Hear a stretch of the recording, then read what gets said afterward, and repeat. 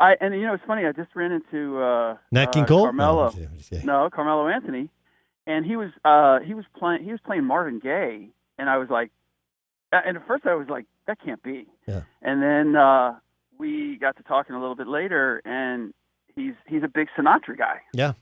and I just wouldn't have normally made that connection. Will that work short term? Obviously, that has been a godsend for Portland. Yep. But long term, does it work? I don't know that it works, doesn't work.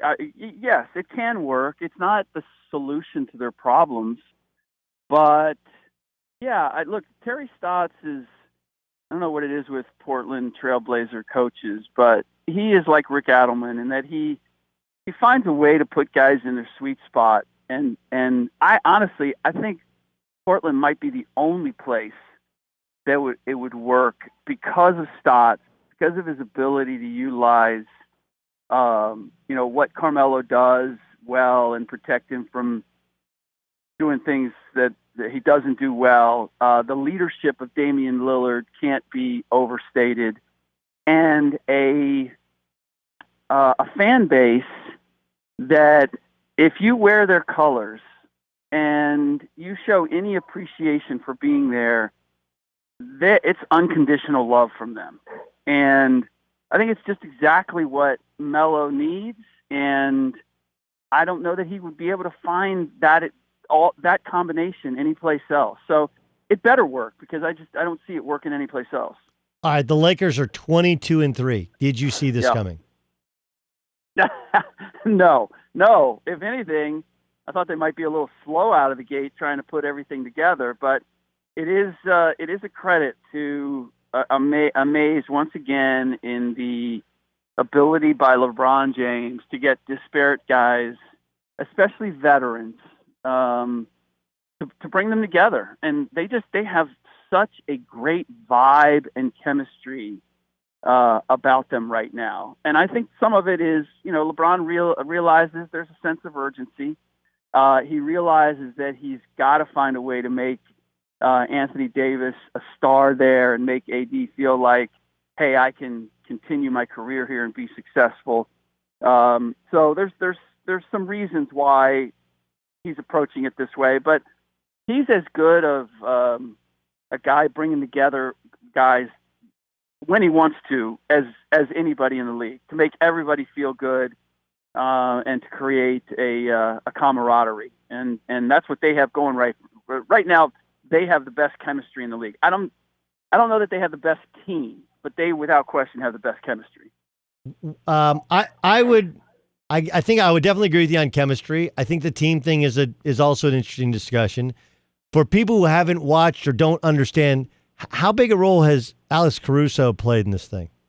Oh, huge. In fact, when they were kind of struggling at the beginning, it was in large part because he was not playing. He wasn't getting any run. And, he's man, I mean, people kind of mock the whole, the white mamba and make it a little bit of a joke that he's getting as much accolades, as many accolades as he is. But the reality is he's a playmaker and he's a really smart basketball player. He makes the right play all the time. And they have, various guys contributing on that team, but they got some guys that contribute but don't necessarily make the right play every time. And being able to understand the game and play off of LeBron and read LeBron is not it's not a natural or frequently found skill, right, or ability, and Caruso has it. So I think he's, without question, he has been a contributing factor. I haven't looked at the minutes to see how the KCP and Caruso minutes jive, but I get the sense that Caruso is playing KCP is playing a little bit better, but Caruso, I feel as if he's moved in, and I don't know if he's taking KCP's minutes, but he's taking somebody's minutes. All right, the Bucks have won 16 in a row. Last night they did so without Giannis. Yeah. Are they that much better, or is the competition worse?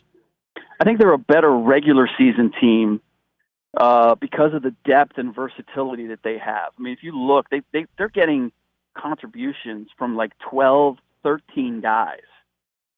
So they don't have to play Giannis a whole lot of minutes. I think he's averaging just over 30, and yet they've got shooters, galores, spacing the floor. I don't know if they're a better playoff team. In fact, my inclination is to say this is like they're going to have a great regular season. It's almost a little bit like the Budenholzer team in Atlanta, even though the Hawks did go fairly far in the playoffs when they had all those all-stars. I feel as if this is a regular season team, a deep rotation.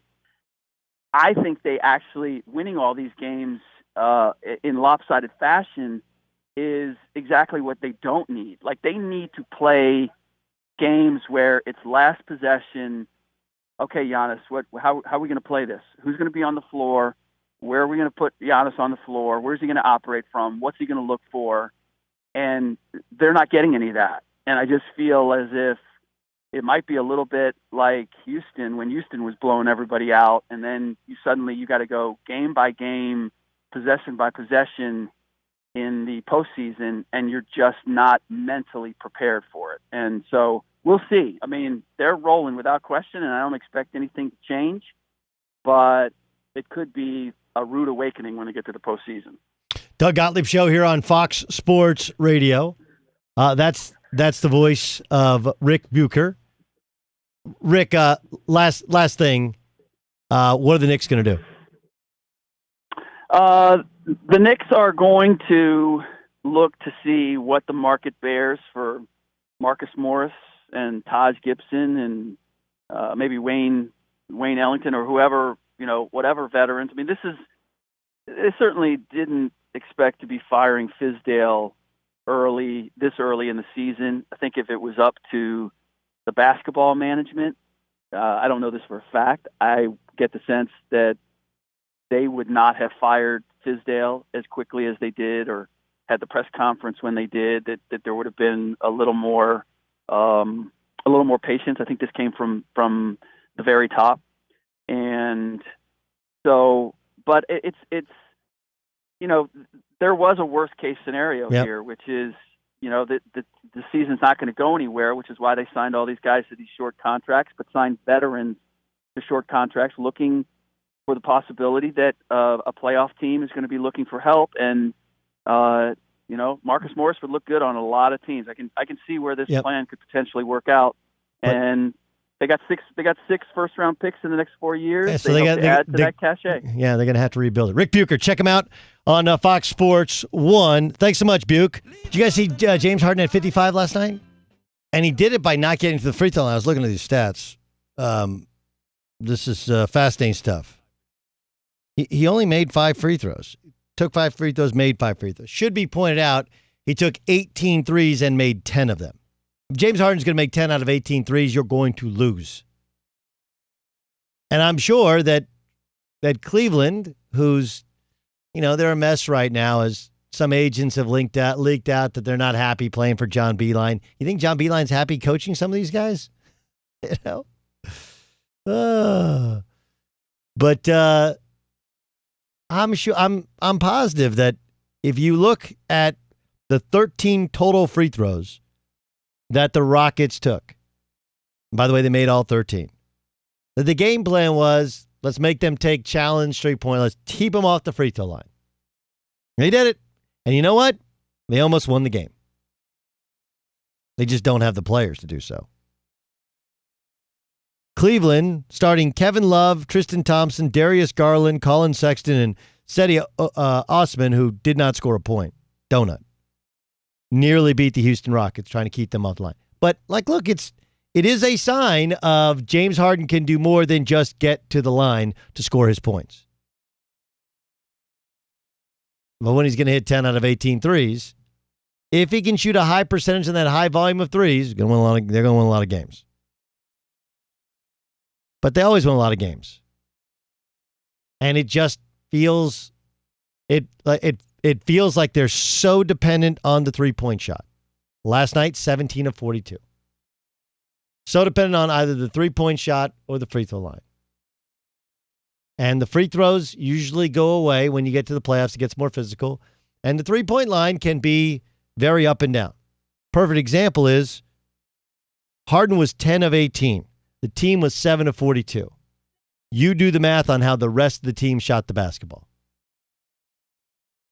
Well, I'll help you with the math, right? What's 42 minus 18? That's 24, right? So 7 of 24? 7 of 24. How's that work out for numbers? Not great. The Beeline thing is interesting. I don't know anybody who thought that was like going to work. Going to feel. I get the idea. It's like in college where they're in football where they're like, well, the college schemes and the pro schemes and some of his schemes are. Yeah. Like, literally, he has no NBA experience. None. And generally, the guys who he had success with in college weren't great, haven't been great NBA players. So, and then, like, look, I told you at the time, too, the hiring of Lindsey Gottlieb was, I mean, look, somewhere there's a memo or there's a discussion from NBA people that they want to have a woman on every staff. That's fine. There's nothing wrong with that. Okay? Nothing wrong with that. The problem with it, the true problem with it is that when you have a coach who's never coached in the pros and he brings in a woman who's never coached in professional basketball, there's plenty of women who have been around the NBA or even around the WNBA, which, though not the same league, and obviously the personnel is totally different, there's still at least a feeling of, all right, they kind of get it. I mean, the staff is an interesting makeup. And I have friends who are on that coaching staff, and they'll even tell you, like, yeah, it's a little different. A little different we got working. You know? J.B. Bicker's staff is associate head coach. Obviously, he's been a head coach. You know, Antonio Lang, a couple other people, and Lindsey Gottlieb. Like, that's a weird. If you're going to be a coach in the NBA and you've never been around the NBA, you need to have 2 former players on that staff, and everybody have been NBA people. You need a go-between. I mean, even take a look at the Lakers coaching staff and why they are how they are. Right? Like Jason Kidd's on that staff, and people thought that Jason Kidd's just going to stab people in the back and whatever. But like, look, Jason Kidd's a Hall of Fame player who's been a head coach 2 times over. You have to have that level. You have to have that type of respect to be able to. Who else can go to LeBron James and have a legit discussion about LeBron James other than a former superstar? Lionel Hollins, former NBA player, longtime NBA assistant, former NBA head coach. Phil Handy, who's a longtime bench guy in the NBA. My boy Miles Simon, who's been a workout guy for NBA guys, was a great player in his own right. Mike Pemberthree, a former Laker, former workout guy. You know, Greg St. Jean's his dad was with the Sacramento Kings, and he's been in the NBA his entire life. Like, you go through it, and all of their guys. Who in Cleveland thought, let's hire a college coach, get J.B. Bickerstaff on his staff, and then let him do what he wants? Like, it's a terrible idea. But it's Cleveland Cavaliers.